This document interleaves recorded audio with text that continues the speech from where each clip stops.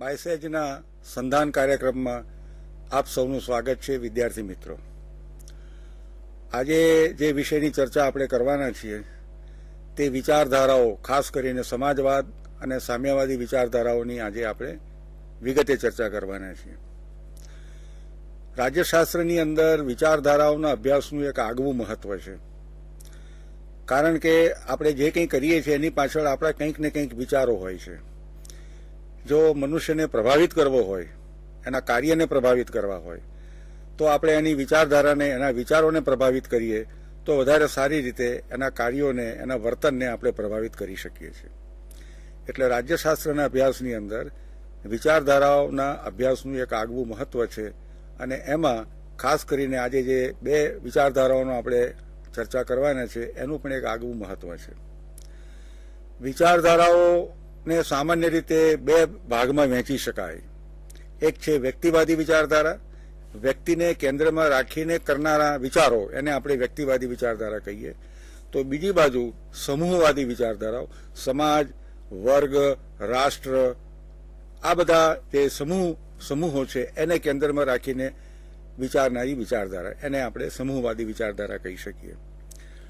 જે વ્યક્તિને કેન્દ્રમાં રાખીને વિચાર કરનારી વિચારધારા છે એમાં મુખ્યત્વે કરીને વ્યક્તિવાદી વિચારધારા, ઉદારમતવાદી વિચારધારા અને બીજી એવી મળતી આવતી અરાજકવાદી વિચારધારા, દાખલા તરીકે જે વ્યક્તિને જ કેન્દ્રમાં રાખે છે. આવી કેટલીક વિચારધારાઓ વ્યક્તિને કેન્દ્રમાં રાખીને તમામ બાબતોનો વિચાર કરે છે. જ્યારે સમૂહને કેન્દ્રમાં રાખીને વિચાર કરનારી જે વિચારધારાઓ છે, જેમાં સમાજવાદ આવે, સામ્યવાદ આવે, રાષ્ટ્રને કેન્દ્રમાં રાખીને વિચાર કરનારી જે વિચારધારાઓ છે એમાં એક બાજુ રાષ્ટ્રવાદ છે અને એનું આત્યંતિક સ્વરૂપ છે તે ફાસીવાદ છે અને નાઝીવાદ છે. તો અને માનવવાદ પણ છે. માનવને કેન્દ્રમાં રાખીને વિચાર કરનારી જે વિચારધારા છે તે માનવવાદ છે. તો આવી જુદી જુદી વિચારધારાઓનો અભ્યાસ રાજ્યશાસ્ત્રમાં વિગતે કરવામાં આવે છે, એટલે એ વિચારધારાઓના અભ્યાસનું મહત્વ સ્વીકારવામાં આવેલું છે. આજે મુખ્યત્વે કરીને આપણે સમાજવાદી વિચારધારા અને સામ્યવાદી વિચારધારા વિશે વિગતમાં વાત કરવાના છીએ. વિચારધારાનો વિષય થોડો અઘરો પણ છે. અમૂર્ત વિચારો છે, એબ્સ્ટ્રેક્ટ જેને કહી શકાય એવા વિચારો છે. એટલે એ દ્રષ્ટિએ આપ શાંતિથી એને સાંભળજો, અને આપના મનમાં જે કંઈ પ્રશ્નો ઉદ્ભવે, જે આપના મનને પૂછવા જેવું લાગતું હોય તો કાર્યક્રમને અંતે આપ જરૂર પૂછી શકો છો.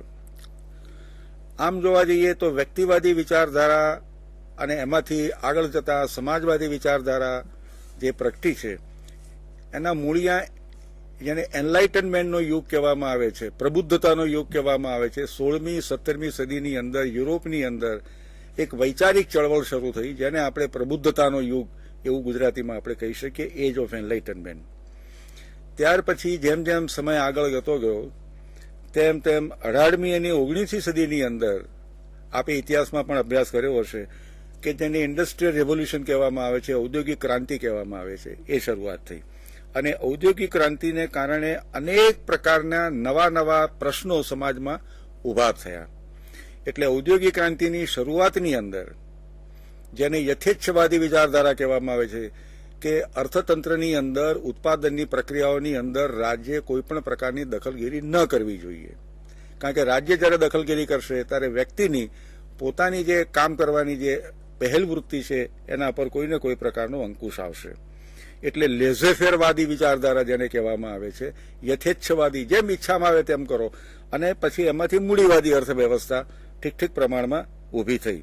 અને એ જે મૂડીવાદી વ્યવસ્થા ઊભી થઈ અને એને કંઈક અંશે વ્યક્તિવાદી વિચારધારાએ પણ થોડું ઘણું સમર્થન પૂરું પડ્યું કે ભાઈ વ્યક્તિને સ્વતંત્ર રીતે કામ કરવા દો, અર્થતંત્ર હોય તો એમાં પણ એને વ્યક્તિને સ્વતંત્ર રીતે કામ કરવા દો.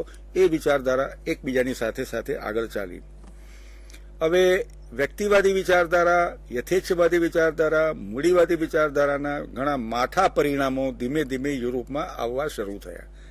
કારણ કે એ અમુક રીતે ભાર મૂકે છે અમુક ઉપર. જે ઉત્પાદનના જે પરિબળો કહેવામાં આવે છે, આપ સૌ જાણતા હશો, અર્થશાસ્ત્રની અંદર ભણાવવામાં પણ આવે છે. એક તો જમીન છે, બીજું જે શ્રમ છે, ત્રીજી છે મૂડી છે, અને પછી છે નિયોજકતા, એને બધાનું સંયોજન કરનારા. હવે મૂડીવાદી વિચારધારા મુખ્યત્વે કરીને મૂડી ઉપર ભાર મૂકે છે, એ શ્રમ ઉપર ભાર નથી મૂકતો. જ્યારે ભૂમિની તો બધાને જરૂર છે, કારણ કે કોઈ પણ ઉત્પાદનની પ્રક્રિયામાં જમીન વિના તો તમે કશું કરી શકતા નથી.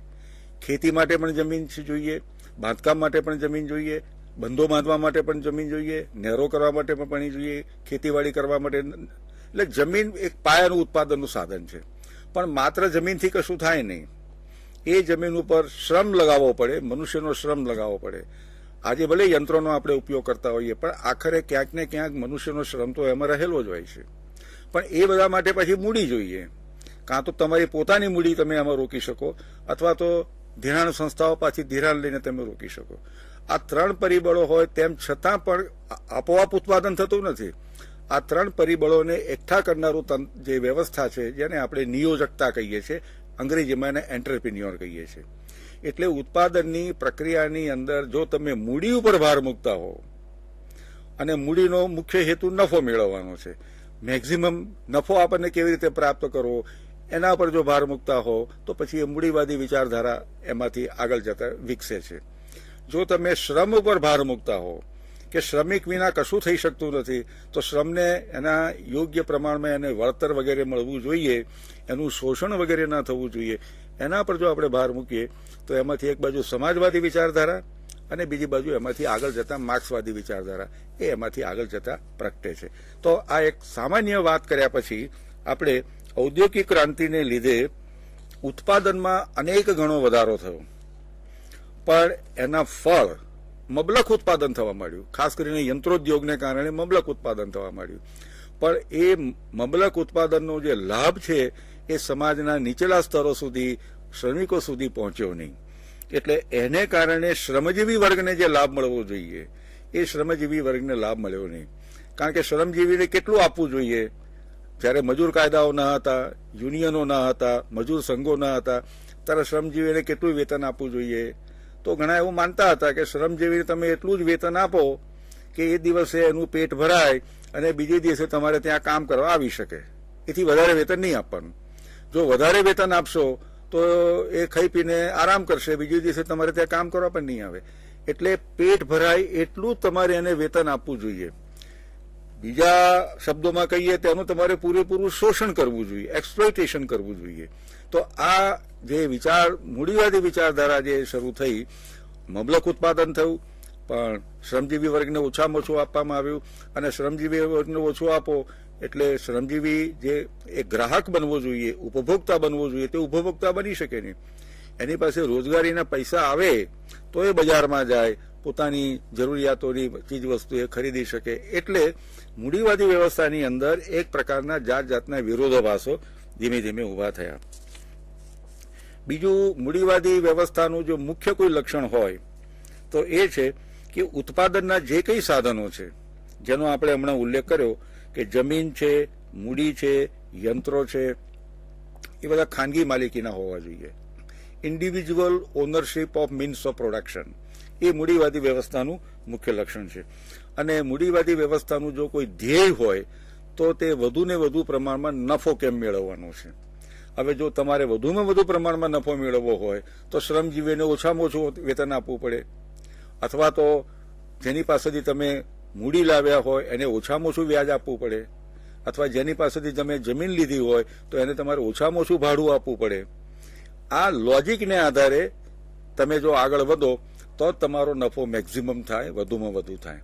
તો આ મૂડીવાદી વ્યવસ્થાનું એક ઇન્ટરનલ લોજિક છે, એ પણ આપણે ધ્યાનમાં રાખવું જોઈએ.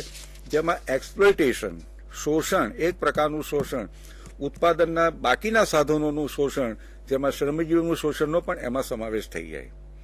તો આ મૂડીવાદી વ્યવસ્થાના જે ધીમે ધીમે વિરોધાભાસો આવતા ગયા અને એમાંથી જે એક પ્રત્યાઘાત રૂપી એક જે નવી વિચારધારા આવી, ખાસ કરીને એ પણ યુરોપમાં આવી, એને આપણે સમાજવાદી વિચારધારા કહી શકીએ. જે એમ માને છે કે ઉત્પાદનના સાધનોનું જે સર્જન થાય છે એ સમાજમાં થાય છે, અને ઉત્પાદનના સાધનોના સર્જનમાં સમાજના હર કોઈ વ્યક્તિ એનો કોઈને કોઈ પ્રકારનો ફાળો રહેલો છે. એટલે ઉત્પાદનના સાધનોની ખાનગી માલિકી એ ચલાવી લઈ શકાય નહીં. ઉત્પાદનના સાધનોના સર્જનમાં સમગ્ર સમાજનો, એના જુદા જુદા વિભાગોનો, એની જુદી જુદી વ્યક્તિઓનો જો ફાળો હોય તો ઉત્પાદનના સાધનોની માલિકી અમુક જ વ્યક્તિઓ પૂરતી સીમિત ના હોવી જોઈએ. એ ઉત્પાદનના સાધનોની માલિકી સમગ્ર સમાજની હોવી જોઈએ. આ એની પાછળનો મુખ્ય એનો સિદ્ધાંત છે. અને જો એમ કરવામાં આવે તો ઉત્પાદનના સાધનોની માલિકી જો સમાજની હોય તો સમાજના જુદા જુદા જે ઘટકો છે એ લોકોને એ ઉત્પાદનમાંથી જે કંઈ પેદા થાય એમાંથી પણ એમને યોગ્ય પ્રમાણમાં હિસ્સો મળવો જોઈએ. એટલે જેને સમાન વિતરણનો સિદ્ધાંત કહેવામાં આવે છે. Equitable distribution of fruits of production.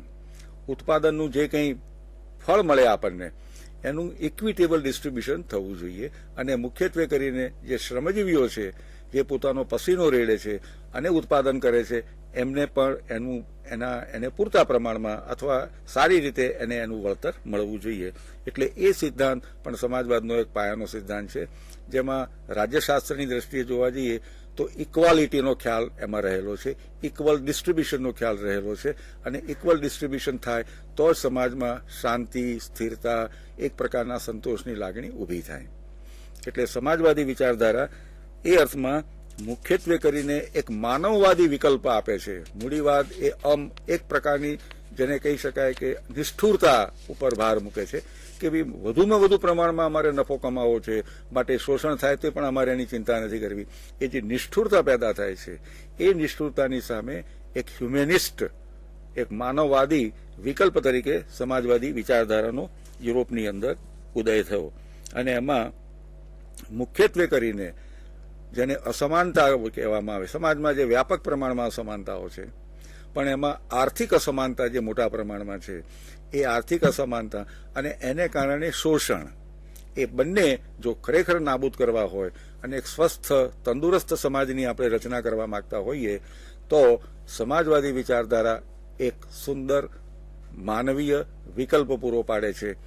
એ રીતે સમાજવાદી ચિંતકોએ શરૂઆતમાં પોતાના વિચારો વ્યક્ત કર્યા.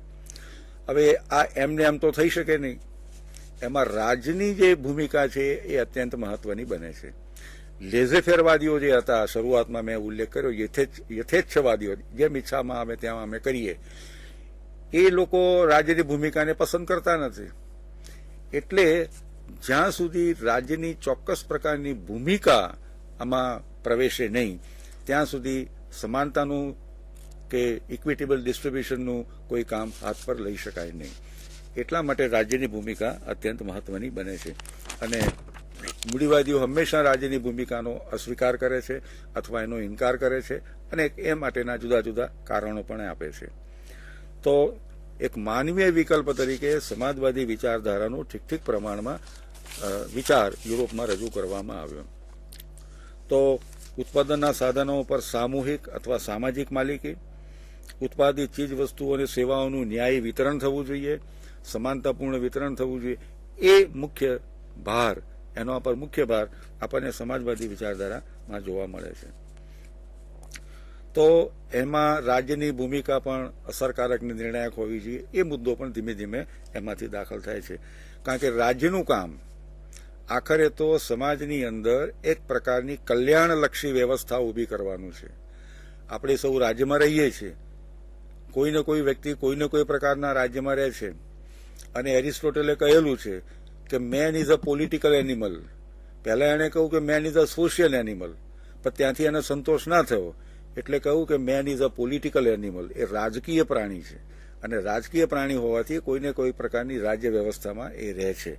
તો એ દ્રષ્ટિએ રાજ્ય, આપણે બધા જો પોલિટિકલ એનિમલ હોઈએ, સોશિયલ એનિમલ હોઈએ તો સૌનું ઉત્કર્ષ થાય, સૌનું કલ્યાણ થાય, સૌ પોતપોતાના ક્ષેત્રની અંદર આગળ વધી શકે, પોતાના વ્યક્તિત્વનો સારી રીતે વિકાસ કરી શકે. એ માટે રાજ્યની ચોક્કસ અમુક પ્રકારની નિર્ણાયક ભૂમિકા હોવી જોઈએ. એ દ્રષ્ટિએ સમાજવાદ રાજ્યની ભૂમિકા ઉપર વિશેષ ભાર મૂકે છે. તો સમાજવાદ વિશે આટલી વાત કર્યા પછી મુખ્ય પ્રશ્ન એ ઊભો થાય છે કે આવા પ્રકારના એક આદર્શ જેમાં સૌ માણસો શાંતિથી પોતાનું જીવન ગુજારી શકતા હોય, શોષણ ન થતું હોય અથવા ઓછામાં ઓછું શોષણ થતું હોય, કોઈને અન્યાય ન થતો હોય, તો એવી આદર્શ સમાજવાદની વ્યવસ્થા કેવી રીતે સ્થાપવી? આ એક મહત્વનો પ્રશ્ન પછી સમાજવાદી ચિંતકોમાં ધીમે ધીમે ઊભો થવા લાગ્યો. તો સમાજવાદની સ્થાપના કરવા માટે બે મુખ્ય જેને કહી શકાય એવા વિકલ્પો છે. એકને ઉત્ક્રાંતિવાદી સમાજવાદ કહેવામાં આવે છે, ઇવોલ્યુશનરી સોશિયલિઝમ. ધીરે ધીરે ઉત્ક્રાંતિ કરતા કરતા રાજ્યની અંદર જરૂરી કાયદાઓ પસાર કરીને, લોકશાહી ઢબે પસાર કરીને, એમ કરતા કરતા કરતા જે સમાજવાદનું મુખ્ય ધ્યેય છે એને આપણે સિદ્ધ કરી શકીએ, એટલે એને ઉત્ક્રાંતિવાદી સમાજવાદ કહેવામાં આવે છે. જ્યારે બીજો જે સમાજવાદ છે જેને માર્ક્સે આગળ જતા વિકસાવ્યો એને ક્રાંતિમૂલક સમાજવાદ કહેવામાં આવે છે, કે તમારે કોઈને કોઈ પ્રકારનું રેવોલ્યુશન કરવું પડશે. કારણ કે જેમની પાસે ઉત્પાદનના સાધનોની માલિકી છે, પછી જમીનદારો હોય કે મોટા મોટા મૂડીવાદીઓ હોય, એ લોકો ઉત્પાદનના સાધનોની માલિકી પોતાની મેળે સ્વેચ્છાએ એનો ત્યાગ નહીં કરે. એટલા માટે આપણે જરૂર પડે તો હિંસક ક્રાંતિ પણ કરવી જોઈએ, અને હિંસક ક્રાંતિ કર્યા પછી એ ઉત્પાદનના સાધનોની માલિકી સમગ્ર સમાજને સોંપવી જોઈએ. એટલા માટે એણે હિંસક ક્રાંતિની હિમાયત કરી છે. અને હિંસક ક્રાંતિની હિમાયત એટલા માટે પણ કરી છે કે જ્યાં સુધી તમે રાજ્યની સત્તા પ્રાપ્ત નહીં કરી શકો ત્યાં સુધી ઉત્પાદનના સાધનોની ખાનગી માલિકી તમે નાબૂદ નહીં કરી શકો. તેણે તો ત્યાં સુધી કહ્યું છે કે રાજ્ય એક વર્ગીય સંગઠન છે, એક વર્ગના હિતોનું, હક્કોનું રક્ષણ કરવા માટેનું એક સંગઠન બની ગયું છે. પછી તે જમીનદારોનો વર્ગ હોય કે મૂડીવાદીઓનો વર્ગ હોય કે સંચાલકોનો વર્ગ હોય, એના જ હક્કો અને હિતોનું રક્ષણ કરવાનું એ કામ કરે છે. અને તેથી કરીને એ રાજ્યની પાસેથી આપણે જો સત્તા આંચકી ન લઈએ, રેવોલ્યુશન કરીને, હિંસક ક્રાંતિ કરીને, તો પછી આપણે જે વ્યવસ્થા આપણે ઊભી કરવા માંગીએ છીએ, ઉત્પાદનના સાધનોની સામૂહિક માલિકી કે સામાજિક માલિકી, એ આપણે કરી શકીશું નહીં. એટલે એનો મુખ્ય જોગ હિંસક ક્રાંતિ દ્વારા ઉત્પાદનના સાધનો ખાનગી હાથોમાંથી લઈ લેવા અને સમાજને હસ્તક મૂકવા, એટલા માટે તેણે ક્રાંતિ વાત કરી છે. અને એટલા માટે રાજ્ય સત્તા પ્રાપ્ત કરવી પડે, કારણ કે રાજ્ય હંમેશા આ વર્ગોના હિતોનું ને હક્કોનું રક્ષણ કરે છે. એણે તો ત્યાં સુધી કહ્યું છે કે રાજ્ય લોકશાહી હોય કે બિન લોકશાહી હોય, અથવા રાજાશાહી હોય અથવા એકત્વશાહી હોય, એ રાજ્ય મુખ્યત્વે કરીને સમાજના આ જે વર્ગો છે એના હક્કો અને હિતોનું રક્ષણ કરે છે. સમાજના આ જે જમીનદારો છે, મૂડીવાદીઓ છે, એ લોકો એક બાજુ શોષણ કરે છે અને બીજી બાજુ રાજ્યની સત્તાનો ઉપયોગ કરીને સામાન્ય લોકો ઉપર, શ્રમજીવીઓ ઉપર એ દમન કરે છે. એટલે શોષણ અને દમન બંનેની ચક્કીની અંદર સામાન્ય શ્રમિકો ભીંસાય છે. એટલા માટે એણે ખાસ કરીને હિંસક ક્રાંતિની હિમાયત કરી છે. પણ આરંભિક સમાજવાદીઓ હતા, એણે તો મુખ્યત્વે કરીને આવો સરસ સમાજ રચાય તો કેવું સારું, એમાં જરૂર પડે તો રાજ્યની પાસે આપણે જઈને કાયદાઓ પસાર કરાવવા જોઈએ. એ જમાનાની અંદર તો રાજાશાહી હતી, પણ ધીમે ધીમે યુરોપના કેટલાક દેશોમાં લોકશાહી શરૂ થઈ હતી. એટલે મુખ્યત્વે કરીને એ લોકો ઉત્ક્રાંતિમૂલક જે સમાજવાદીઓ હતા એ એમાં માનતા હતા કે આવી એક સરસ વ્યવસ્થા આપણે ઊભી કરી શકીએ. માર્ક્સે એમની ટીકા કરતા કહ્યું છે કે આ બધા યુટોપિયન, આદર્શવાદી, તરંગી વિચારકો છે, અને એ રીતે સમાજવાદ આવે પણ નહીં. એને માટે તો તમારે વ્યવસ્થિત રીતે સમાજનો આખો અભ્યાસ કરવો જોઈએ. એટલા માટે એણે જે સમાજવાદની વાત કરી અને પછી આગળ જતા એમાંથી સામ્યવાદ વિકસ્યો, આગળ જતા વિચારધારાની દ્રષ્ટિએ, એણે સાયન્ટિફિક સોશિયલિઝમ એવો શબ્દ વાપર્યો છે. સાયન્ટિફિક સોશિયલિઝમ. અને એ સાયન્ટિફિક સોશિયલિઝમ માટે એણે આખા ઇતિહાસનું ખૂબ સુંદર રીતે અર્થઘટન કર્યું છે. શરૂઆતના તબક્કાથી માંડીને એણે છેક સુધી એમ કહ્યું કે સમાજ એક આદિમ સમાજને બાદ કરતા તમામ ધીમે ધીમે ધીમે ધીમે સમાજનું જેમ ઉત્ક્રાંતિ થતી ગઈ, સમાજ વ્યવસ્થા ધીમે ધીમે જેમ આગળ વધતી ગઈ, તેમ સમાજ મુખ્યત્વે કરીને બે વર્ગોમાં વહેંચાયેલો રહ્યો છે. જેમની પાસે ઉત્પાદનના સાધનો છે તે વર્ગ, પછી તે જમીન હોય, મૂડી હોય, યંત્રો હોય એ, અને જેમની પાસે ઉત્પાદનના સાધનો નથી એવો માત્ર શ્રમજીવી વર્ગ. એટલે વધતા ઓછા પ્રમાણમાં આખા ઇતિહાસ દરમિયાન તમે જો એનું વિશ્લેષણ કરો તો તમને આ બે વર્ગો ચોક્કસ જોવા મળશે. અને એટલા માટે આ વર્ગ ભેદ જે છે, એક વર્ગ આ બાજુ છે, બીજો વર્ગ આ બાજુ છે, એ વર્ગ ભેદમાંથી કોઈને કોઈ રીતે વર્ગ સંઘર્ષ પેદા થયા વિના રહેતો નથી. એટલે વર્ગ સંઘર્ષ ઉપર એને, ક્લાસ સ્ટ્રગલ ઉપર એને ખાસ ભાર મૂક્યો છે. અને શ્રમજીવીઓ અને એ બધાની અંદર એક પ્રકારની વર્ગીય ચેતના પેદા થશે. ઇન્ડસ્ટ્રીયલ રેવોલ્યુશન અને કેપિટલિઝમ શરૂઆતમાં થયું, એને બહુ સારા વખાણ પણ કર્યા છે. કેપિટલિઝમ એ લિબરેટિંગ ફોર્સ, જે ખેતરોની અંદર જે ગુલામો કામ કરતા હતા, દાસ પ્રથા જે હતી, એમાંથી દાસને અથવા ગુલામોને મુક્ત કરવાનું કામ કેપિટલિઝમે કર્યું છે. કારણ કે કેપિટલિઝમ મુખ્યત્વે કરીને શહેરોની અંદર જ્યાં મોટા ઉદ્યોગો સ્થપાયા ત્યાં ધીમે ધીમે મૂડીવાદ પ્રસરતો ગયો. હવે યંત્રો દ્વારા તમે ઉત્પાદન કરતા હો, મોટા પ્રમાણમાં લોકો ગ્રામીણ વિસ્તારોમાંથી શહેરોમાં આવતા હોય, આજુબાજુ જ્યાં ફેક્ટરીઓ હોય, મોટી મોટી મિલો હોય, એની આજુબાજુ એ લોકો રહેતા થાય, અંદર વાતચીત કરતા થાય, પૂછતા જાય કે તને કેટલો પગાર મળે છે, તને રવિવારે રજા મળે છે કે નહીં, તારા કામના કલાકો કેટલા છે, વગેરે બાબતો. એ બધી ચર્ચાઓમાંથી એમનામાંથી એક પ્રકારની વર્ગીય ચેતના ઊભી થાય કે મૂડીવાદીઓનો વર્ગ એક બાજુ છે અને આપણે બધા અલગ અલગ છીએ, આપણામાં કોઈ એવા પ્રકારની સંગઠિતતા નથી, આપણામાં કોઈ એકતાનો ભાવ નથી, એમાંથી વર્ગીય ચેતના ઊભી થાય. એટલે વર્ગ સંઘર્ષ કેપિટલિઝમની અંદર અત્યંત તીવ્ર બને છે. જમીનદારી પદ્ધતિની અંદર જમીનો આખા દેશમાં પથરાયેલી હોય, એમાં કામ કરનાર જે ખેત મજૂર છે એ પણ પોતપોતાના ગામમાં રહેતો હોય, એ કોઈને કોઈ રીતે જમીનદાર ઉપર આધારિત પણ હોય અને એનામાં આવી કોઈ વર્ગીય ચેતના ઊભી થઈ શકતી નથી. એટલે મુખ્યત્વે કરીને કાર્લ માર્ક્સે જેને ઔદ્યોગિક કામદારોનો વર્ગ કહીએ છીએ, એ ઔદ્યોગિક કામદારોના વર્ગને અપીલ કરી છે. એનું એક બહુ જાણીતું નાનું પુસ્તક છે, કોમ્યુનિસ્ટ મેનિફેસ્ટો. એની અંદર એણે પહેલું જ વાક્ય લખ્યું છે કે workers of the world unite, you have to lose but your chains. દુનિયાભરના કામદારો એકઠા થાઓ, તમારે શું ગુમાવવાનું છે? તમારા હાથમાં જે બેડીઓ પડી છે એ જ તમારે ગુમાવવાની છે. એટલે કમ્યુનિઝમની માર્ક્સનો સમાજવાદ અથવા તો કમ્યુનિઝમની જે અપીલ છે એ સાર્વત્રિક અપીલ છે, ઇન્ટરનેશનલ અપીલ છે. એમાં રાષ્ટ્રના સીમાડાઓને ઓળંગીને જે દેશની અંદર સામાન્ય શ્રમજીવી રહેતો હોય એને તે અપીલ કરે છે. કારણ કે માર્ક્સ જાણે છે કે મૂડીવાદીઓ તો એકઠા થયેલા જ છે, દુનિયાભરના મૂડીવાદીઓ એકઠા થયેલા છે.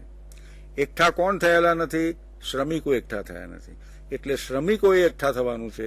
માટે workers of the world unite એ શબ્દ એણે વાપર્યો છે. તમારી પાસે બીજું ગુમાવવાનું શું છે? તમારી પાસે કશું છે જ નહીં. તમારા હાથમાં જે બેડીઓ છે એ જ તમારે ગુમાવવાની છે જો તમે એક થશો તો. આ એક ટ્રમેન્ડસ અપીલ એના કોમ્યુનિસ્ટ મેનિફેસ્ટોની અંદર કરવામાં આવેલી છે અને ઘણી બહુ મોટી અસર દુનિયાના રાજકારણ ઉપર અને અર્થકારણ ઉપર પડી છે. તો માર્ક્સના જે મુખ્ય આમ તો માર્ક્સે ઘણું બધું લખ્યું છે, પણ માર્ક્સના 3 પુસ્તકો ખાસ મહત્વના છે, જેનો મેં હમણાં ઉલ્લેખ કર્યો, કોમ્યુનિસ્ટ મેનિફેસ્ટો. બીજું પુસ્તક છે ક્રિટિક ઓફ પોલિટિકલ ઇકોનોમી, રાજકીય અર્થતંત્રની સમીક્ષા એણે કરી છે, અને એના ગ્રંથો છે દાસ કેપિટલ. મોટા પ્રમાણમાં એણે કેપિટલિઝમનું એનાલિસિસ કર્યું છે. એ વસ્તુ ખાસ ખ્યાલમાં રાખવાની કે એણે ડિટેલમાં જે અભ્યાસ કર્યો છે એ કેપિટલિઝમનો કર્યો છે. અને એ કેપિટલિઝમની અંદર રહેલા જે આંતરવિરોધો છે, કોન્ટ્રાડિક્શન્સ છે, એ કોન્ટ્રાડિક્શન્સમાંથી ધીરે ધીરે સમાજવાદ આવશે, એ જાતની એણે વાત કરેલી છે. તો communist manifesto, critic of political economy અને દાસ કેપિટલ એ એના 3 મહત્વના ગ્રંથો છે. હવે માર્ક્સવાદના જે પાયાના વિચારો છે અથવા જેને આપણે સિદ્ધાંતો કહીએ એની બહુ ટૂંકમાં વાત કરીએ. એ જરા સમજવાની દ્રષ્ટિએ જરા કઠિન પણ છે, એટલે એ હું જરા વધારે સમજાવવાનો પ્રયત્ન કરું છું. અને એનો જે પહેલો પાયાનો સિદ્ધાંત છે તે ડાયલેક્ટિકલ મટીરિયલિઝમ છે, દ્વંદ્વાત્મક ભૌતિકવાદ. દ્વંદ્વાત્મક વિચારવાદ એ હેગલનો વિચાર છે. હેગલ માર્ક્સના પહેલા થયો, લગભગ આમ તો સમકાલીન કહી શકાય એવો હતો. એણે એમ કહ્યું છે કે વિચારોમાં પ્રગતિ કેવી રીતે થાય છે, એ વિચાર ઉપર ભાર મૂકે છે કે ભાઈ એક વિચાર આપણે વ્યક્ત કરીએ છીએ, એની સામે પ્રતિવિચાર ઊભો થાય છે, પછી વિચાર અને પ્રતિવિચાર, થીસીસ અને એન્ટીથીસીસ વચ્ચે એક પ્રકારનો કોન્ફ્લિક્ટ થાય છે, અને એમાંથી સિન્થેસિસ, એક સમન્વિત વિચાર ઊભો થાય છે. થોડા સમય સુધી આ સમન્વિત વિચાર ચાલે છે, પણ પછી એમાંથી પાછો થીસીસ ઊભો થાય છે અને એન્ટીથીસીસ ઊભો થાય છે. એટલે જગતની અંદર વિચારો ધીરે ધીરે આ રીતે આગળ વધતા ગયા છે. આ ડાયલેક્ટિકલ મેથડ છે, વિચારો કેવી રીતે આગળ વધ્યા એને સમજાવવા માટેની. માર્ક્સે ડાયલેક્ટિકલ મેથડ લીધી, પણ હેગલનો વિચારવાદ ન લીધો, આઈડિયાલિઝમ ન લીધો, એણે ભૌતિકવાદ લીધો. એણે એમ સાબિત કરવાનો પ્રયત્ન કર્યો છે કે જગતની અંદર જે કંઈ પરિવર્તન આવે છે એ વિચારોથી પરિવર્તન નથી આવતું. આ બહુ સમજવા જેવું છે. ભૌતિક પરિબળો, મુખ્યત્વે કરીને આર્થિક પરિબળોમાં જ્યારે ફેરફારો થાય છે ત્યારે સમાજની અંદર પરિવર્તન આવે છે. હવે આર્થિક અથવા તો ભૌતિક પરિબળોમાં ફેરફાર થાય એટલે શું, તો એને એક મોડેલ આપીને સમજાવવાનો પ્રયત્ન કર્યો છે. એક છે બેઝ એટલે પાયો, અને બીજું છે સુપરસ્ટ્રક્ચર, જેને આપણે ઉપરી માળખું કહીએ છીએ. બેઝની અંદર આર્થિક પરિબળો રહેલા છે. એ આર્થિક પરિબળો વચ્ચે જે કંઈ રચના થયેલી છે એ રચનાને આધારે ઉપરી માળખું નક્કી થાય છે. દાખલા તરીકે સીધી સાદી ભાષામાં કહેવું હોય તો તમે ઉત્પાદન કેવી રીતે કરો છો, આ ભૌતિક પરિબળ થયું, આર્થિક પરિબળ થયું.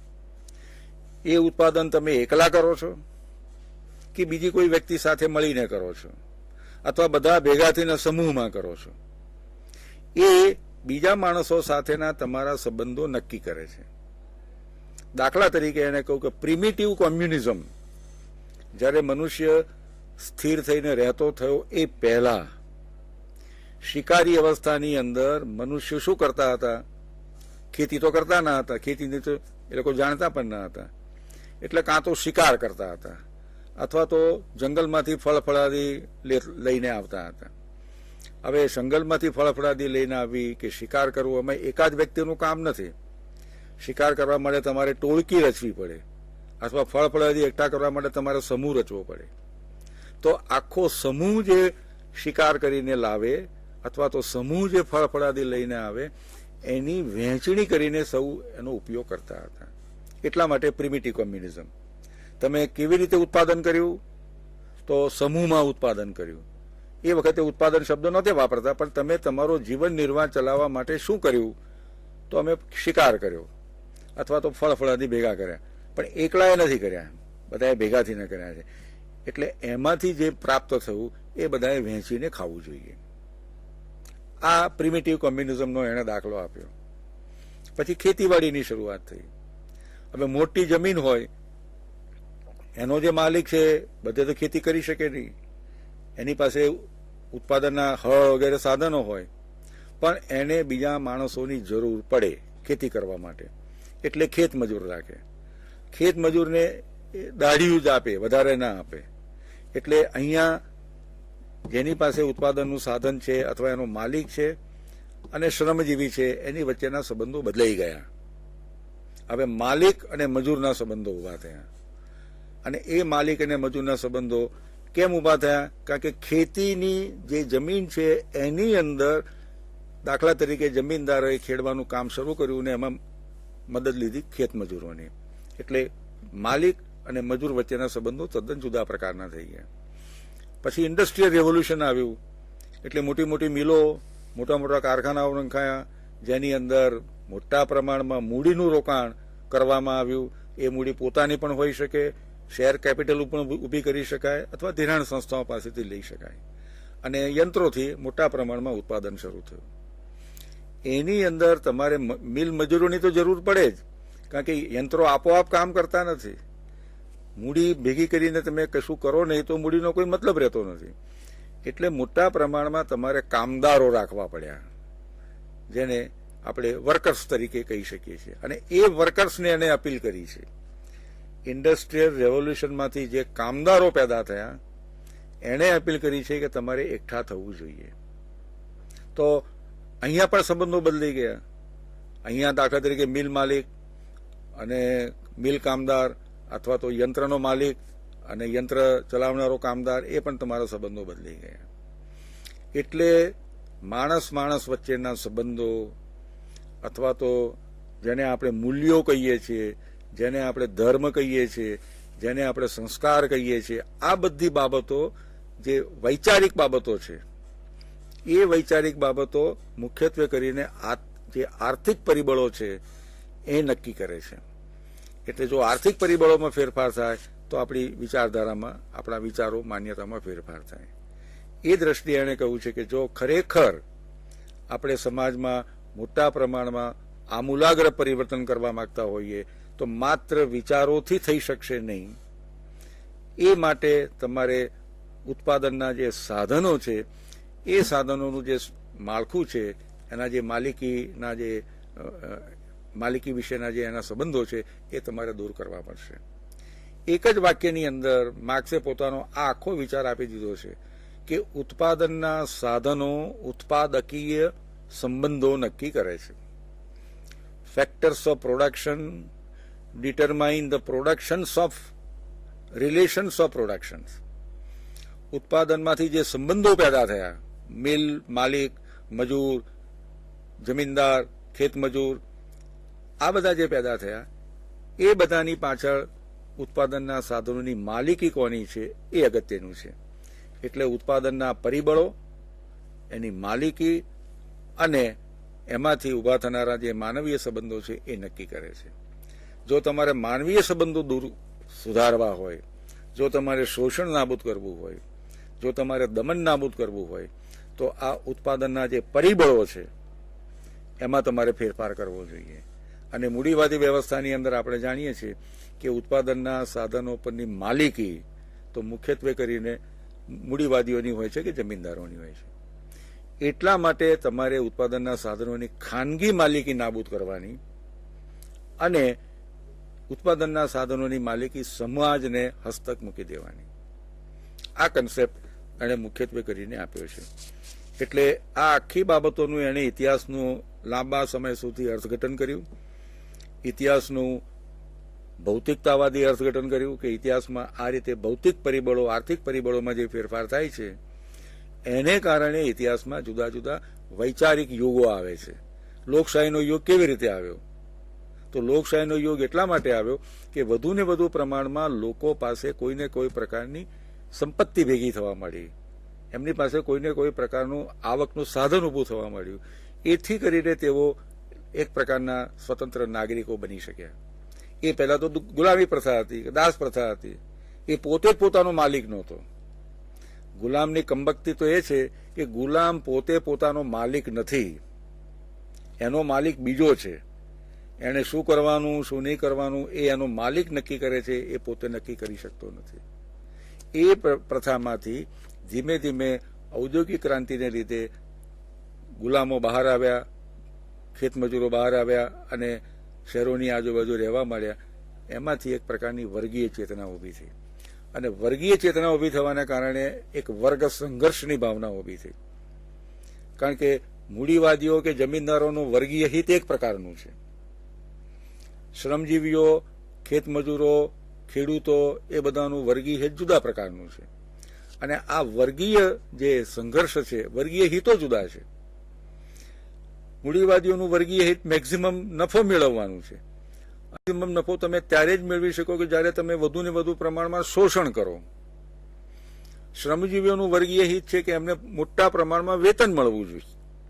એટલે આ બંને જે હિતો છે એ હિતો વચ્ચે ટકરામણ થાય છે.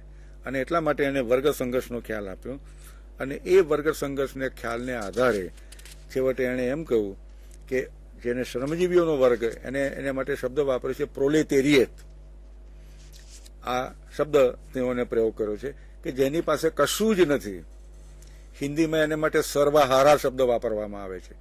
જે પોતાનું બધું જ હારી ચૂક્યો છે, જેની પાસે પોતાના હાથ સિવાય અને પગ સિવાય બીજી કોઈ સંપત્તિ નથી, એવો જે વર્ગ છે એને સર્વહારા અથવા પ્રોલેટેરિયેટ કહેલો છે. એટલે પ્રોલેટેરિયેટને સંગઠિત થવાનું એણે આહ્વાન આપ્યું છે. બીજું મને એમ લાગે છે કે માર્ક્સ એ બરાબર જોઈ શક્યો હતો કે ઉત્પાદનના બે મહત્વના જે સાધનો છે, મૂડી અને શ્રમ. જમીન તો બરાબર છે, જમીન તો સદીઓથી પૃથ્વીની જ્યારે સર્જન થયું ત્યારથી જમીન તો છે, પણ મૂડી અને શ્રમ એ ઉત્પાદનના અત્યંત મહત્વના ચાલક બળો છે. એ વિના ઉત્પાદન શક્ય નથી. તો મૂડી અને શ્રમ વચ્ચેના સંબંધો કેવા પ્રકારના છે એનો એને ઊંડાણથી અભ્યાસ કર્યો અને એ સમજવા જેવું છે. શા માટે વર્ગ ચેતનાની એ વાત કરે છે, શા માટે કામદારોની ક્રાંતિની વાત કરે છે, એ માટે આ સમજવા જેવું છે. દાખલા તરીકે મૂડી છે એનો તમે સંચય કરી શકો છો. તમારી પાસે માનો કે યંત્ર સામગ્રી છે, તમે એને કદાચ 2 મહિના માટે 2 વર્ષ માટે ઉપયોગ ન કરો, યંત્ર સામગ્રી બાજુએ રહેવા દો. તમારી પાસે નાણાં છે, દાખલા તરીકે નાણાંના સ્વરૂપમાં તમારી પાસે મૂડી છે, તો તમે કાં તો એનું રોકાણ કરી શકો, કાં તો તમે બેંકમાં મૂકી શકો અને એમાં તમને થોડું વ્યાજ પણ મળે. એટલે મૂડીનો સંચય થઈ શકે છે, શ્રમનો સંચય થઈ શકે છે. દાખલા તરીકે એક માણસમાં શ્રમ કરવાની શક્તિ છે કે દિવસમાં 8 થી 12 કલાક શ્રમ કરી શકે. માણસની પોતાની શારીરિક મર્યાદાઓ છે. હવે 12 કલાક શ્રમ કર્યો, બીજે દિવસે બીજો 12 કલાક શ્રમ કરે, ત્રીજે દિવસે ત્રીજો 12 કલાક શ્રમ કરે અને 12 કલાક શ્રમના બદલામાં એને જરૂરી વેતન મળે. હવે કેટલાક દિવસો એવા પણ આવે છે, ઇવન આજે પણ આપણે જોઈ શકીએ છીએ કે એને કામ જ ન મળે, અઠવાડિયા સુધી એને કામ ના મળે. દાખલા તરીકે આપણે ત્યાં આજુબાજુ બાંધકામ મજૂરો કામ કરે છે, એ બાંધકામ મજૂરોને અઠવાડિયા સુધી 10 દિવસ સુધી ઘણીવાર કામ જ નથી મળતું. તો 8 દિવસ સુધી 10 દિવસ સુધી એનું જે 8 કલાક 10 કલાક કામ કરવાનો જે એની પાસે જે શક્તિ હતી એ શક્તિનો સંચય કરી શકે છે. શ્રમ શક્તિનો સંચય થઈ શકતો નથી.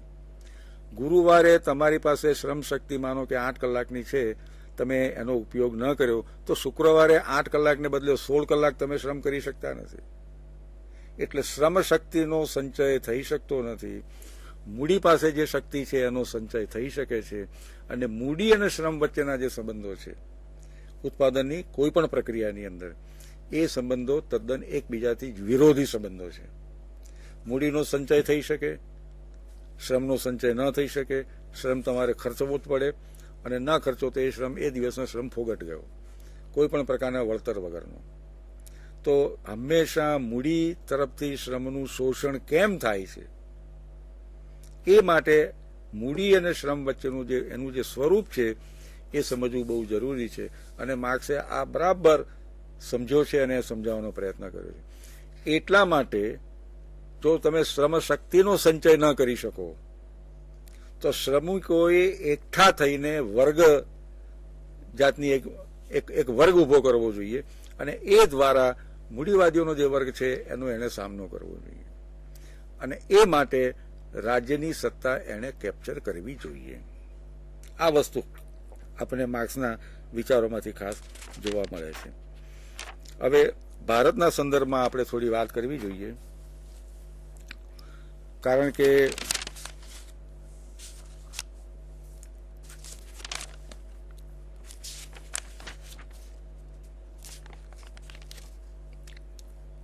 ભારતમાં આપણે સૌ જાણીએ છીએ તેમ 1950, 51, 52 પછી, આઝાદી પછી આપણે ધીરે ધીરે કેન્દ્રીય આયોજનની વ્યવસ્થા સ્વીકારી. આપણા એ વખતના વડાપ્રધાન પંડિત જવાહરલાલ નહેરુ સોવિયત યુનિયનમાં જે સિસ્ટમ ઊભી થયેલી હતી એનાથી ઠીક પ્રમાણમાં પ્રભાવિત થયેલા. એ સોવિયત યુનિયનની મુલાકાતે પણ ગયેલા અને એનાથી એ મોડેલથી, ઇકોનોમિક મોડેલથી ઠીક પ્રમાણમાં પ્રભાવિત થયેલા. બીજી બાજુ જે દેશો આઝાદ થયા, પહેલા ભૂતપૂર્વ સંસ્થાનો હતા, સામ્રાજ્યવાદી સત્તાઓના સંસ્થાનો હતા, આપણે આઝાદ થયા અને આઝાદ થયા પછી ઝડપથી આર્થિક વિકાસ કરવો હોય તો તમે કેવી રીતે કરી શકો? તો તમારે અમુક પ્રકારનું આયોજન કરવું પડે, જેને આપણે પ્લાનિંગ કહીએ છીએ. માત્ર ભારતમાં જ નહીં, જે દેશો સ્વતંત્ર થયા એ તમામ દેશોની અંદર આ વસ્તુ કોઈને કોઈ રીતે વત્તા ઓછા પ્રમાણમાં સ્વીકારવામાં આવી કે કેન્દ્રીય આયોજન દ્વારા, સેન્ટ્રલાઇઝ પ્લાનિંગ દ્વારા તમે તમારા અર્થતંત્રનો ઝડપથી વિકાસ કરી શકતા નથી. અને એમાં રાજ્યની ભૂમિકા નિર્ણાયક બને છે. આયોજન કોણ કરશે? મૂડીવાદી વ્યવસ્થાની અંદર તો આયોજનનો ખ્યાલ જ નથી. જેની ડિમાન્ડ હશે એનું ઉત્પાદન થશે. જે વધારે વ્યાજ આપતો હશે ત્યાં લોકો મૂડી મૂકવા જશે. એટલે બજારને આધારે જેનું સંચાલન થતું હોય એ આખી મૂડીવાદી વ્યવસ્થા. એ સમાજના વ્યાપક હિતમાં છે કે નથી એ જુદો પ્રશ્ન છે. મને જો 9%, 10%, 12% વ્યાજ મળતું હોય તો એ બેંકમાં હું પૈસા મૂકવા જવાનો. 2.5%, 3% આપતો હતો નહીં મૂકવા જવાનું, કારણ કે મારે વધુ ને વધુ પ્રમાણમાં વ્યાજ કમાવવું છે. એવી રીતે એમાં જેને કહી શકાય કે મૂડીવાદી વ્યવસ્થાની અંદર આ ગણતરી હંમેશા કામ કરતી હોય છે. એટલે મૂડીવાદી વ્યવસ્થાની અંદર બધાનું આપોઆપ કલ્યાણ થશે એ જરૂરી નથી. એટલા માટે કેન્દ્રીય આયોજન, એટલા માટે આયોજન પંચની રચના અને એની અંદર રાજ્યની એક ચોક્કસ નિર્ણાયક ભૂમિકા. હવે આપણે શરૂઆતમાં તો ઔદ્યોગિક દેશ હતા જ નહીં. થોડું ઘણું ઉદ્યોગીકરણ શરૂ થયું હતું, પણ એ બહુ ઓછું ઉદ્યોગીકરણ હતું. ઔદ્યોગિક કેન્દ્રો કેટલાક વિકસ્યા હતા. દાખલા તરીકે મુંબઈ છે, અમદાવાદ છે, કાનપુર છે, મદ્રાસ છે, પછી તાતાનું દાખલા તરીકે જમશેદપુર છે. શરૂઆતની વાત કરીએ છીએ ત્યારે એટલા મોટા પ્રમાણમાં એ વિકસેલા ન હતા. તો ઉદ્યોગીકરણ કરીને આપણે ઝડપથી આર્થિક વિકાસ સિદ્ધ કરવા માંગતા હતા. એ માટે તમારે મોટા ઉદ્યોગો શરૂ કરવા પડે. પાયાના ઉદ્યોગો જેને કહેવામાં આવે છે, બેઝિક ઇન્ડસ્ટ્રી કહેવામાં આવે છે. હવે બેઝિક ઇન્ડસ્ટ્રી જો ખાનગી ક્ષેત્રમાં એનો વિકાસ થાય તો પાછું પેલું નફાનું ગણિત કામ કરે. અને અમુક ક્ષેત્રની અંદર તો ખાનગી ઉદ્યોગપતિઓ કે ખાનગી મૂડીવાદીઓ મૂડીરોકાણ જ ના કરે, જેમાંથી નફો મળવાની શક્યતા ઓછી હોય અથવા બહુ લાંબો સમય જવાનો હોય. એટલે જેને બેઝિક ઇન્ડસ્ટ્રી કહેવામાં આવે છે, પાયાના ઉદ્યોગો કહેવામાં આવે છે, એ પાયાના ઉદ્યોગો મુખ્યત્વે કરીને જાહેર ક્ષેત્રમાં નાખવા જોઈએ એ વિચાર આપણે સ્વીકાર્યો. મોટા મોટા લોખંડના કારખાનાઓ દુર્ગાપુર છે, ભિલઈ છે, મોટા મોટા કારખાના એ જમાનામાં આપણે નાખ્યા, જેમાંથી લોખંડનું મુબલક પ્રમાણમાં ધીમે ધીમે ઉત્પાદન થવા માંડ્યું. કારણ કે યંત્રો માટે, ઉદ્યોગો માટે લોખંડ એ અનિવાર્ય છે. એટલે લોખંડનું મોટા પ્રમાણમાં ઉત્પાદન થવા માંડ્યું.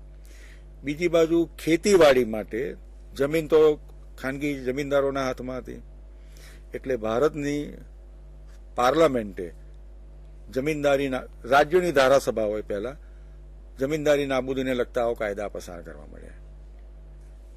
જમીનદારી એબોલ્યુશન એક્ટ પસાર કરવા મળ્યો. પછી જમીનો ઉપર લેન્ડ સીલિંગને લગતા કાયદા મૂકવામાં આવ્યા. અમુકથી વધારે જમીન તમે ધારણ ન કરી શકો. શહેરની અંદર પણ અમુકથી વધારે તમે જમીન ધારણ ન કરી શકો, જેને અર્બન લેન્ડ સીલિંગ કાયદો પણ કહેવામાં આવે છે. એટલે જમીનદારી નાબૂદીને લગતા કાયદા, શહેરી જમીન પરનો ટોચ મર્યાદાનો કાયદો. કારણ કે જમીન મેં કહ્યું શરૂઆતમાં કે ઉત્પાદનનું બહુ મહત્વનું સાધન છે, અને એની માલિકી મુઠ્ઠીભર લોકોના હાથમાં હોય તો કોઈ દિવસ એ દેશ વિકાસ કરી શકે નહીં. એટલે જમીનદારી, અને જમીનદારો તો શહેરોમાં રહેતા હતા. ખેતીનું કામ તો ગામડાની અંદર રહેનારા મજૂરો કરતા હતા, ભાગિયા મજૂરો કરતા હતા, ખેત મજૂરો કરતા હતા. એ એક પ્રકારનું એક્સપ્લોઇટેશન હતું. એટલે જમીનદારી નાબૂદી, જમીનની ટોચ મર્યાદાને લગતા કાયદાઓ, અને ઉદ્યોગોની અંદર એક બાજુ પાયાના મોટા ઉદ્યોગો જાહેર ક્ષેત્રમાં નાખવામાં આવ્યા, જેને પબ્લિક સેક્ટર કહીએ છીએ, મોટા પ્રમાણમાં નાખવામાં આવ્યા. સાથે સાથે બીજું પણ એક વસ્તુ કરવામાં આવી કે ઉદ્યોગોની અંદર કોઈને કોઈ પ્રકારની ઇજારાશાહી ઊભી ના થાય. 5-15 મોટા ઉદ્યોગપતિઓ ભેગા થઈ જાય અને એક ઇજારાશાહી ઊભી કરે, કાર્ટેલ્સ જેને કહેવામાં આવે છે. તો એવું ન થાય એટલા માટેના પણ કાયદાઓ પસાર કરવામાં આવ્યા. એન્ટી મોનોપોલી એક્ટ પસાર કરવામાં આવ્યા. અમેરિકામાં પણ આ પ્રમાણે થયું છે. એન્ટી કાર્ટેલ એક્ટ, જેને મોટા મોટા 5-6 મોટા ઉદ્યોગપતિઓ ભેગા થઈ જાય, અમુક ચીજ વસ્તુનું ઉત્પાદન કરનારા હોય, એક પ્રકારનો ઇજારો ઊભો કરે, અને ઇજારો ઊભો કરે એટલે મન ફાવતા ભાવ એ લોકો વસૂલ કરી શકે. તો એ માટે પણ અમુક પ્રકારના કાયદાઓ કરવામાં આવ્યા. એટલે જેને આપણે સાદી ભાષામાં કહીએ છીએ, ખેડે તેની જમીન. જે જમીન ખેડતો હોય એ એની જમીન થઈ જાય. એટલે જમીનદારી નાબૂદી, એમાં વળતર આપવામાં આવ્યું. એ માટે આખી એક લીગલ કાયદાની આખી એક લાંબી લડત પણ ચાલી, પણ છેવટે જમીનદારી નાબૂદીના કાયદાઓ પસાર થયા. એ બધા જ કાયદાઓનો બધા જ રાજ્યોમાં સારી રીતે અમલ થયો છે એવો એનો અર્થ થતો નથી. પણ જે રાજ્યોએ જમીનદારી નાબૂદીના કાયદાઓનો સારી રીતે અમલ કર્યો, એ કાયદાની એ રાજ્યોની અંદર ખેતીવાડીનો ઘણો સારો વિકાસ પણ થયો છે. 2-3 દાખલા આપણે જોઈએ તો પશ્ચિમ બંગાળની અંદર જમીનદારી નાબૂદીને લગતા કાયદાઓ પસાર થયા, કેરળમાં પસાર થયા, ગુજરાતની અંદર ઘણા સારી રીતે પસાર થયા અને એનો અમલ સારી રીતે થયો. ખાસ કરીને સૌરાષ્ટ્રમાં જાગીરદારી, તાલુકદારી, આ બધા જે કોઈને કોઈ પ્રકારના જમીનદારો હતા એ બધા ધીમે ધીમે નાબૂદ કરવામાં આવ્યા. દક્ષિણ ગુજરાતમાં પણ એ પ્રમાણે થયું. જે રાજ્યોમાં જમીનદારી નાબૂદીને લગતા કાયદા સારી રીતે પસાર થયા અને સારી રીતે એનો અમલ થયો એ રાજ્યોનો કૃષિનો જે વિકાસ છે સારા પ્રમાણમાં થયો. એટલે કહેવાનો અર્થ એ છે કે આ બધા જેને આપણે સમાજવાદી કહી શકાય એવા પ્રકારના પગલાઓ હતા. પછી કોંગ્રેસે 1956ની અંદર એની અવાડી કોન્ફરન્સની અંદર સોશિયલિસ્ટિક પેટર્ન ઓફ સોસાયટી એ કોંગ્રેસનું ધ્યેય છે એવું એણે એક ઠરાવ કર્યો અને એને આધારે આ બધા પગલાઓ ખાસ કરીને ભરવામાં આવ્યા. એનો આપણે ખાસ ઉલ્લેખ કરવો જોઈએ. તો એ દ્રષ્ટિએ ભારતની અંદર ક્રમશઃ ધીરે ધીરે કાયદા દ્વારા બંધારણીય માર્ગે કે કેટલાક પાયાના સમાજવાદી સિદ્ધાંતો છે એનો ધીરે ધીરે આપણે ત્યાં અમલ થયો. આપણા રાજનીતિના માર્ગદર્શક સિદ્ધાંતોની અંદર પણ ઘણી બધી બાબતો એવી મૂકવામાં આવી છે જેને આપણે સમાજવાદી સિદ્ધાંતો અથવા સમાજવાદી મૂલ્યો એવું આપણે નામ આપી શકીએ. દાખલા તરીકે એમ કહેવામાં આવ્યું છે કે ઉત્પાદનના સાધનોની માલિકીનું કેન્દ્રીકરણ ન થાય એ માટે રાજ્ય પ્રયત્ન કરશે. અમુક જ માણસોના હાથમાં ઉત્પાદનના સાધનોનું કેન્દ્રીકરણ ન થવું જોઈએ એ માટેના જુદા જુદા પ્રકારના કાયદાઓ કરવામાં આવ્યા. ત્યાર પછી બીજો પણ સિદ્ધાંત એ મૂકવામાં આવ્યો છે કે સમાજની સંપત્તિના જે સાધનો છે, વેલ્થ ઓફ ધી સોસાયટી, એ સાધનોનું પણ ઇક્વિટેબલ ડિસ્ટ્રીબ્યુશન સમાજમાં થવું જોઈએ. એનો લાભ સમાજના સૌ લોકોને મળવો જોઈએ. એ પણ એક મહત્વનો સમાજવાદી સિદ્ધાંત છે. પછી શોષણ ના થવા જોઈએ એ માટેના પણ ઘણા કાયદાઓ છે. આપણા મૂળભૂત હકોની અંદર પણ કેટલાક એવા હકો મૂકવામાં આવે છે જે સમાજવાદી સિદ્ધાંતને પૂરેપૂરા અનુસરે છે. દાખલા તરીકે રાઇટ ટુ ઇક્વાલિટી છે, એ બહુ મહત્વનો સિદ્ધાંત આપવામાં આવ્યો છે. Equality before the law, equal protection of law, આ પણ એની અંદર મૂકવામાં આવે છે. પછી બાળકોનું શોષણ ન થાય, સ્ત્રીઓનું શોષણ ન થાય એ માટેના પણ ઘણા બધા માર્ગદર્શક સિદ્ધાંતો મૂકવામાં આવ્યા છે અને એ અંગેના જરૂરી કાયદાઓ પણ જુદી જુદી ધારાસભાઓએ પસાર કર્યા છે અને પાર્લામેન્ટે પણ પસાર કર્યા છે. એટલે સમાજવાદી સિદ્ધાંતોનો જે મૂળ છે એ સામાજિક ન્યાય છે, સમાનતા છે, સમાન વિતરણ છે. એ માટેના અનેક કાર્યક્રમો આપણે ઘડેલા છે. અમલનો મોટો પ્રશ્ન છે એ પણ સાથે સાથે સ્વીકારવું જોઈએ. પણ તેમ છતાં આ કાયદાઓ ઘડવામાં આવ્યા છે જેને વિશાળ અર્થમાં આપણે સોશિયલ એન્ડ વેલફેર લેજિસ્લેશન કહી શકીએ, સામાજિક અને કલ્યાણલક્ષી કાયદાઓ કહી શકીએ. મોટા પ્રમાણમાં આપણે કર્યું છે. એટલે અહીંયા પણ ભારતના બંધારણની અંદર મૂળ બંધારણનું જે આપણું આમુખ છે એમાં સોશિયલિસ્ટ શબ્દ હતો જ નહીં. પણ એનો અર્થ એવો થતો નથી કે આપણે સમાજવાદી ઢબની સમાજ રચનાનો સ્વીકાર નહોતો કર્યો. સોશિયલિસ્ટ શબ્દ તો 1976માં 42માં સુધારા દ્વારા બંધારણમાં દાખલ કરવામાં આવ્યો કે સોશિયલિસ્ટ સ્ટેટ, એ શબ્દ સ્ટેટની આગળ સોશિયલિસ્ટ શબ્દ મૂકવામાં આવ્યો. એ પહેલેથી કેટલાક મહત્વના સમાજવાદી સિદ્ધાંતોનો આપણા બંધારણમાં આપણે મૂકેલા છે અને એ પ્રમાણે આપણે કામ કરીએ છીએ. તો એ સમયનો તકાજો હતો. જ્યારે આઝાદીના શરૂઆતના દાયકાઓ હતા ત્યારે આ તકાજો હતો કે સદીઓથી ગંઠિત થયેલી લોકશાહી, આપણી ગરીબી, સદીઓથી ગંઠિત થયેલી આપણી અનેક શોષણ પ્રથાઓ, એ શોષણ પ્રથાઓને દૂર કરવા માટે રાજ્ય અત્યંત નિર્ણાયક ભૂમિકા ભજવવી જોઈએ અને અર્થતંત્રમાંથી રાજ્ય પોતાના હાથ પાછા ખેંચી લે એ ચાલી શકે નહીં. અને બીજી બાજુ આપણે લોકશાહી વ્યવસ્થા સ્વીકારી છે. ચૂંટણીઓ દ્વારા આપણે આપણા પ્રતિનિધિઓને પસંદ કરીએ છીએ, સરકારોને આપણે ચૂંટીએ છીએ. એનો પણ એક પ્રકારનો તકાજો છે કે જે લોકોના મતથી તમે ચૂંટી આવો છો એ લોકોના કલ્યાણ માટે એમનું શોષણ ન થાય, એમને પૂરતા પ્રમાણમાં વેજીસ મળે, એ બધું જોવાની જવાબદારી પણ આપોઆપ સરકારની આવી જાય છે. એટલે લોકશાહીના તકાજાઓ, બીજી બાજુ બંધારણમાં મૂકવામાં આવેલા કેટલાક અત્યંત મહત્વના સિદ્ધાંતો, સમાનતા, ન્યાય, આ બધા જે આપણા પાયાના આદર્શો, એ બધાને કારણે શરૂઆતના તબક્કાની અંદર આપણે ઠીક પ્રમાણમાં સમાજવાદી આદર્શો વગેરેને વ્યવહારમાં મૂકવાનો પ્રયત્ન આપણે કરેલો છે. તો આ બધી બાબતો આપણે ધ્યાનમાં રાખવી જોઈએ. સોવિયત યુનિયનની અંદર માર્ક્સે જે રીતે કહ્યું હતું એ દ્રષ્ટિએ ક્રાંતિ થઈ નથી. જ્યાં ઉદ્યોગીકરણ મોટા પ્રમાણમાં થયું હોય, જ્યાં ક્લાસ કોન્શિયસનેસ પેદા થયેલી હોય, વર્ગીય ચેતના પેદા થઈ હોય, ત્યાં ગાડી તમે રેવોલ્યુશન થઈ શકે અથવા રેવોલ્યુશન કરી શકાય. જ્યારે રશિયામાં થયું, ઝારના સમયના રશિયામાં થયું, ત્યારે ઝારના સમયના રશિયામાં ઉદ્યોગીકરણ પ્રેક્ટિકલી થયું જ ન હતું.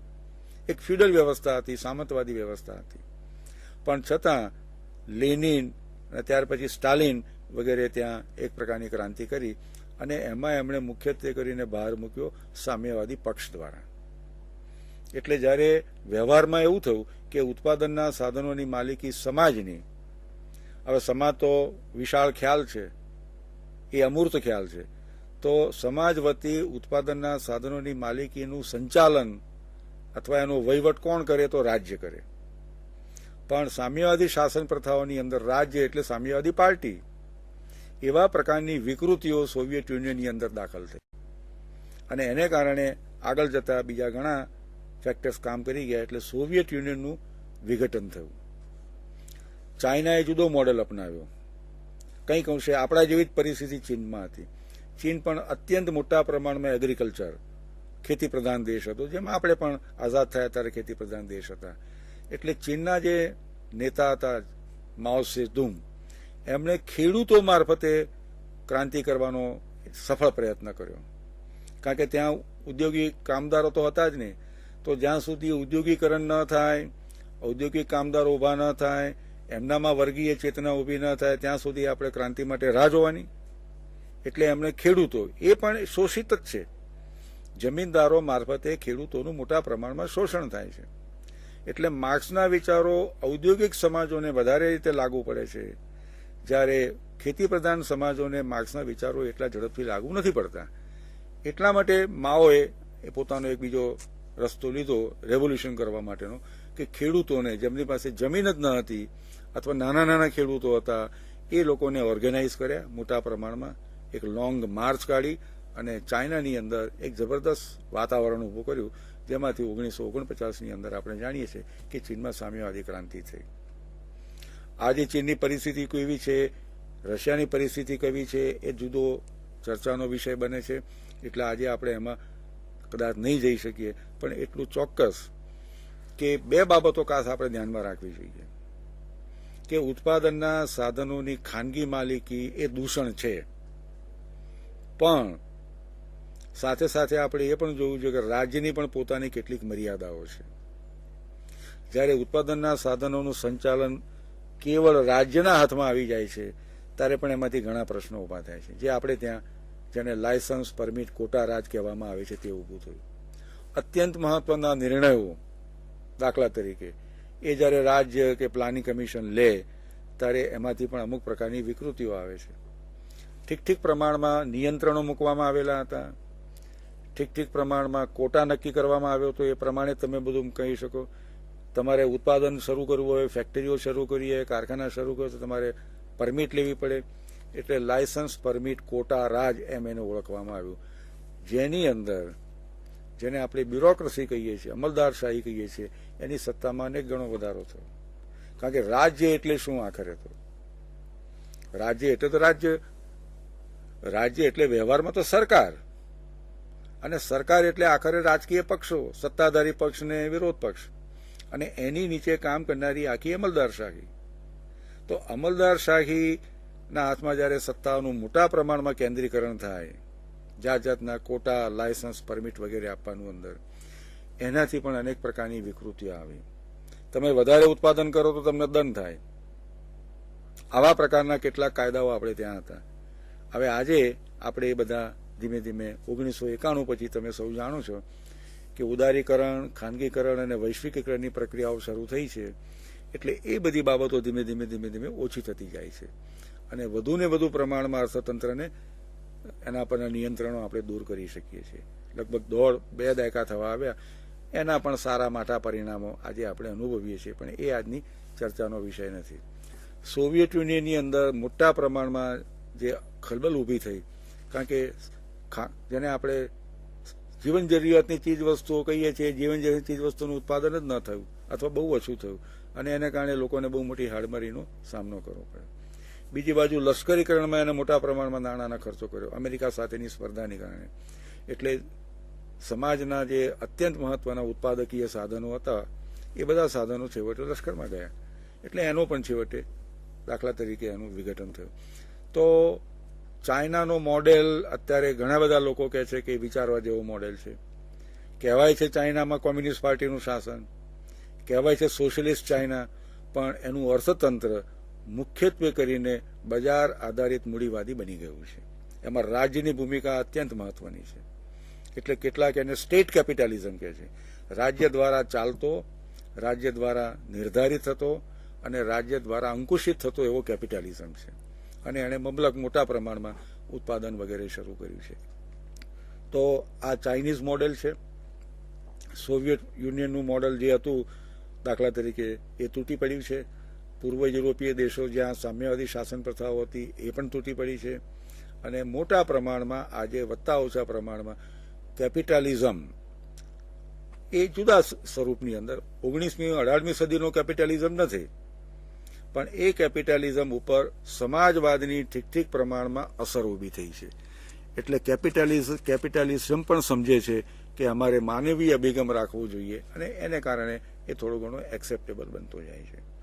તો વિદ્યાર્થી મિત્રો, અત્યંત બે મહત્વની જે વિચારધારાઓ છે, સમાજવાદી અને સામ્યવાદી વિચારધારા, એના કેટલાક પાયાના મુદ્દાઓની આજે આપણે ચર્ચા કરી. મારા પાઠ્યપુસ્તકમાં પણ એની ચર્ચાઓ કરવામાં આવી છે. બીજી પણ ઘણી વિચારધારાઓ છે, પણ એ આજના ટોપિકનો વિષય નથી, માટે આજે આપણે એના પર બે ખાસ કરીને ભાર મૂક્યો છે. આપના મનમાં જો કોઈ પ્રશ્નો ઉપસ્થિત થતા હોય તો આપ જરૂર પૂછી શકો, અથવા તો તમે અહીંયા પણ લખીને મોકલી શકો, જેથી કરીને તમને એનો સ્પષ્ટ જવાબ મળી શકે. પણ હું આપને આગ્રહપૂર્વક કહું છું કે 11મા 12માના રાજ્યશાસ્ત્રના પાઠ્યપુસ્તકોમાં આ બધા વિષયોની ખૂબ સરસ રીતે ચર્ચા કરવામાં આવી છે.